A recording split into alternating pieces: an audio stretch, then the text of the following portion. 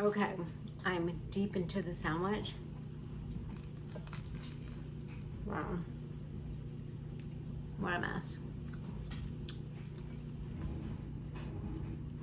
Yum. I bought these lemon vodka Italian ice freezers today from Trader Joe's. I came home and put it in the freezer. It was in there for about 5 hours and it got completely frozen, which surprised me. But I'm finding that it's defrosting really quick. It's been out of the freezer for maybe 5 minutes and I have that much liquid. So I'm guessing it's something we just sip on as it defrosts. So I'm gonna give it a try today while I cook.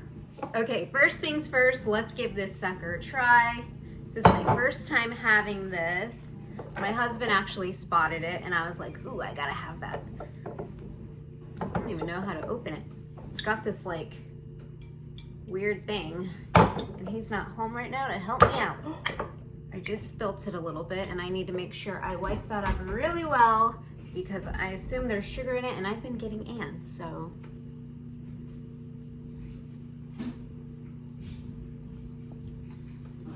Yummy.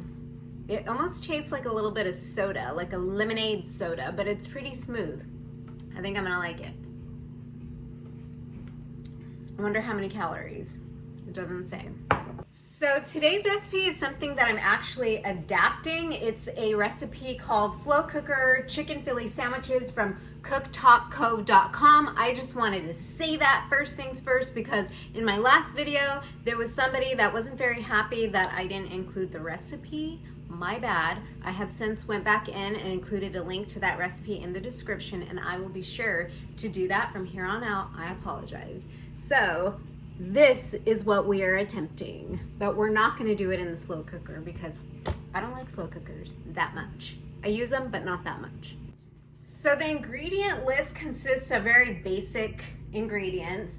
It does call for boneless, skinless chicken breast. However, since I'm not using the slow cooker, I thought that chicken thighs, got these from Trader Joe's, would be better because this is a darker meat and I feel like it will be a little bit juicier, which is what I'm going for.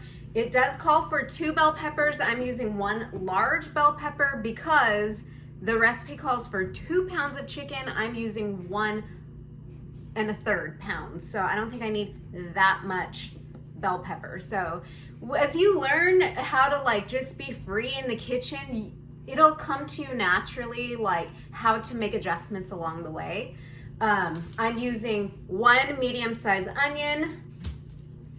I am going to stick with the 4 cloves of garlic that it calls for because y'all know I love garlic. We're gonna use some thyme, some oregano, some salt, some pepper. We're gonna use some chicken broth. We got some rolls. These are made in a bakery that's been around for over 100 years in my town, an Italian bakery, and these are the best rolls around. And then some provolone cheese slices. So that's all you're gonna need, and a sharp knife and a couple of measuring spoons. And obviously a pan and a toaster oven, and you'll see, just stick with me, you'll see. I'm slicing the chicken up into little, I'm gonna say 1.5 bite size pieces. So they're not all the same size, but you get the idea. My youngest son is growing at a rapid rate. He's 14, so every day he looks taller to me than he did the day before. But he's been so eager to become taller than myself and his older brother. He's not quite taller than his older brother, but he's definitely taller than I am. So today he brought me a measuring tape and said, "Mom, will you measure me?" So I mean, I did the best I could with a measuring tape and I was like, okay, you're about 5'5". And he was like, why do you keep pressing my hair down? And I said, because your hair doesn't count, as he kept fluffing his hair up. And he seems to think that when you get measured, the hair counts because that's what people see as your height, is the top of your hair. Whatever floats his boat. So when I gave him his number, this is how tall you are, as he's putting the measuring tape away back into its little spool, he says, well, we always add an inch, so I'm 5'7". No kid, that is not how it works, but we're just gonna let him have his moment. All right, chicken's done being chopped. 1 1/3 pounds gave me about this much. This is gonna be plenty for the 4 sandwiches for my family and I. I'm gonna move on to the bell pepper and the onion, and then I'll follow that with the... I'm gonna do the same thing with the bell pepper that I did with the chicken, kind of make bite-sized, 1.5 sizes. So I've sliced everything this big, and then I'm gonna cut it in half. So they're gonna be about that big. Same thing with the onion. I've sliced it. I don't know if you can see the slices, but I'm gonna go ahead and slice that down the middle like so to make those bite-sized pieces. So like that. And I'm gonna add those to the bowl with the bell pepper. I'm realizing now that I'm not sure I need this chicken broth. And the reason for that is this is a slow cooker recipe, but we're adapting it to cook in this cast iron pan. I may add a little bit of liquid, but I'm hoping that the juice from the darker meat chicken thighs is going to be enough. Surely I don't need a whole cup of chicken broth. That just kind of occurred to me right now. So this is going to be on standby. And again, I'm switching it up. Instead of 4 cloves of garlic, I'm gonna use 5. And the reason for that being is that there was 5 cloves left in the head of garlic that I had off to the side. So I'm just gonna use it all up. Can't go wrong. The more garlic, in my opinion, the better. Do y'all agree? I'm pretty sure I've showed you guys this before, but the garlic press, the Pampered Chef garlic press, you just stick your cloves in there. This is, like, in my opinion, the only way to do garlic. And I'm gonna put it off to the side in this container because I will be adding garlic in after the bell peppers and the onions have cooked a little bit. I rarely add the garlic and the onions together. Garlic usually goes in with the spices in my house anyway. There you go. Next, I'm gonna measure out the thyme and the oregano. It's calling for a teaspoon each. I'm gonna just eyeball it. Yeah, we're gonna stick with a teaspoon of each. We're not gonna decrease that at all. So I just kind of measure both and stick them in the same little container and stick it off to the side. That way when I'm ready for the spices, it's ready to go and I'm not fumbling with the measuring spoon and trying to open up these bottles and all that. It's ready to go. Where were these all summer, you know?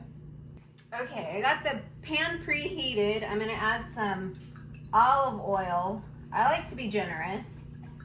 Kind of coat the whole bottom there. And then we'll go ahead and add in the chicken. And then I'm gonna go ahead and season with salt and pepper. We may add more of this later, but we wanna make sure we cook the chicken in some kind of seasoning.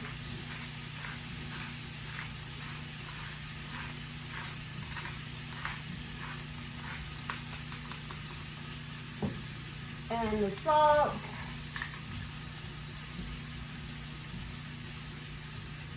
I'm gonna mix that all up. And then I'm just gonna cook the chicken until it's cooked all the way through. Should just take a couple minutes because we cut those pretty small. So the chicken is gone, the juice is still there. You can see it's ready, it's like boiling. I'm gonna actually go ahead and add the dry spice in. This is gonna kind of bring out the flavors. I'm gonna cook this for just a moment before I add the vegetables. This really brings out the flavor and the aromas. It's called blooming the herbs and spices. All right, and then we'll go ahead and add these to the pan. I don't want them soggy. If you prefer yours soggy, you can cook it for longer. I prefer a little bite, a little crunch to my vegetables. So this will take just a few minutes. Everything's gonna end up incorporated because I'm gonna add the chicken back to this and it'll be fine. You'll see. So in the meantime, I actually turned the heat up to it's almost to high, my burner. Those juices are almost gone. It's getting a little bit dry, but my hope is that I'm gonna char these a little bit because I love a charred vegetable. It's going to get dry, so to offset that, I could either add some of the chicken broth or I can add white wine. So we'll see what happens in here if I need it at all. All right, so the vegetables are about at the doneness that I prefer. Unfortunately, they didn't get charred. I chose, because a lot of those seasonings that have ended up dried around the pan, I need to kind of deglaze the pan. So I think it's going to be best and easiest if I just pour a little bit of this white wine in there. I always keep a bottle of this Charles Shaw Sauvignon Blanc in my fridge for moments like this. I don't drink this, I cook with it. Just gonna deglaze quickly. Just a little splash, that's all it takes.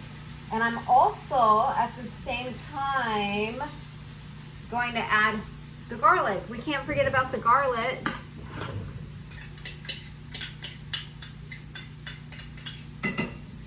So I'm gonna mix all that in and together, give the garlic a moment to kind of like bring its flavor and aroma out. Oh my gosh, it smells so good. I'm also going to, at this moment, add the chicken back in. And then from here, we could taste where we're at to see if we need more salt or pepper. All right, I'm just gonna take a little sliver of the chicken to see where we're at as far as seasoning.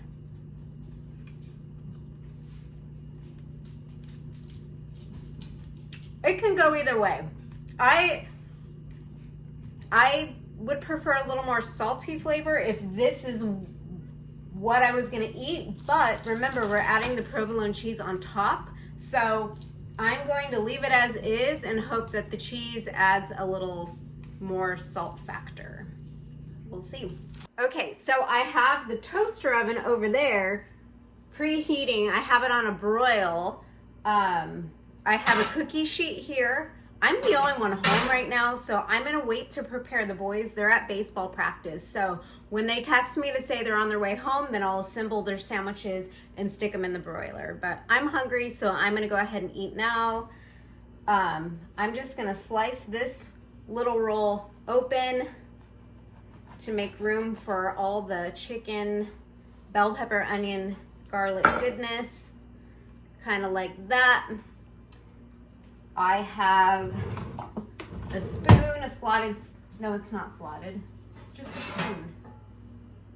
I'm gonna put some of this filling in there. Kind of like that.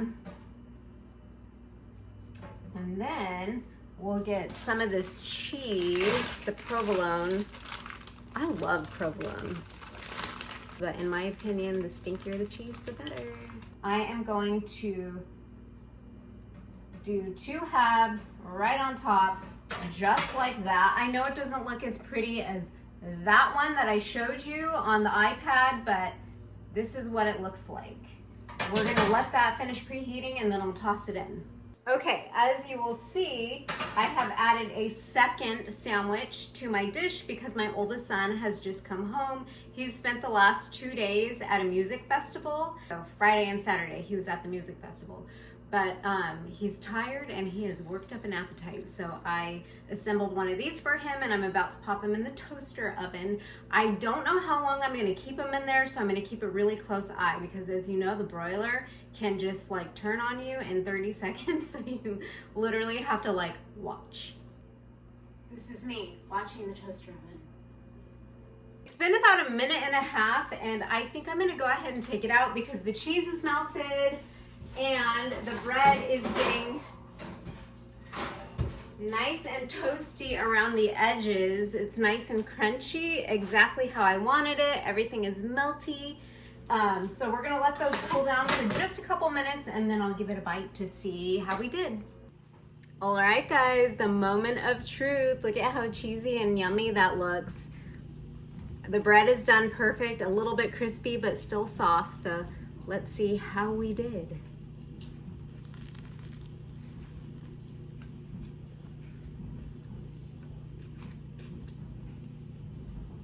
Yeah, I would definitely make these again. So I hope you enjoyed the recipe. Let me know in the comments what you think. Enjoy.